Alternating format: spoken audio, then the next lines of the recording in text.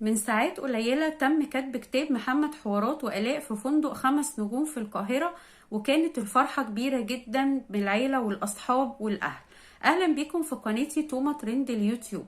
سافر محمد القاهرة امبارح عشان يستعد للفرح، وكان منزل فيديو بيقول فيه: أنا مسافر عشان كتب كتابي عشان أغير الحالة الاجتماعية وهرجع، لكن لسه مش هرجع بزوجتي على البيت دلوقتي، لان طبعا العروسة من القاهرة وهو مضطر ان هو يسافر بينه وبينها 3 ساعات، لان محمد مقيم في اسكندرية زي ما كلكم عارفين. فكان مضطر ان هو يسافر علشان هو حاجز القاعة بتاعة كتب الكتاب هناك، ولازم يسافر قبلها بوقت علشان يستعد هو والعروسة لكتب الكتاب.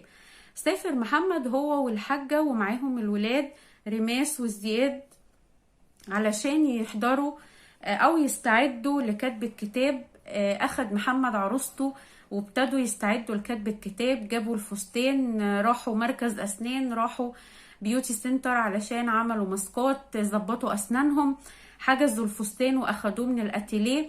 كانوا بيستعدوا علشان كتب الكتاب، وكانوا مرهقين جدا وتعبانين. طبعا كلكم عارفين ان الاوقات اللي زي كده بيبقى فيها ارهاق ومجهود كبير جدا.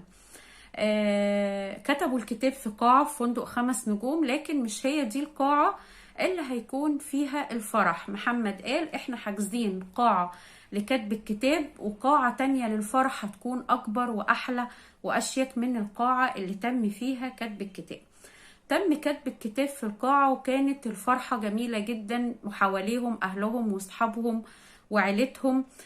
والبدلة كانت جميلة والفستان كان جميل، وعلى قد فرحة محمد ربنا يا رب يبارك له ويرزقه الذرية الصالحة وتكون زوجته زوجة صالحة. والبنت بصراحة مؤدبة جدا وجميلة، فستانها حلو قوي، الميك اب بتاعها كان هادي وجميل، وفرحة محمد تفرح اي حد قلبه مليان خير. يا ريت كلنا ندعي لهم ان ربنا يكمل لهم فرحتهم على خير ويرزقهم الذرية الصالحة. هما لسه ما حددوش ميعاد الفرح وما صرحوش بميعاد الفرح، لان هما لسه بيجهزوا البيت لسه مخلص. انتظروا الفرحة الكبيرة وتابعونا علشان تشوفوا كل جديد في الأيام اللي جاية من فرح محمد وتجهيزات الفرح. ربنا يا رب يكمل لهم على خير. لو وصلتم معايا لحد هنا ما تنسونيش في اللايك هيشجعني اني اكمل، واستنوني في فيديو جديد مع توما ترند اليوتيوب.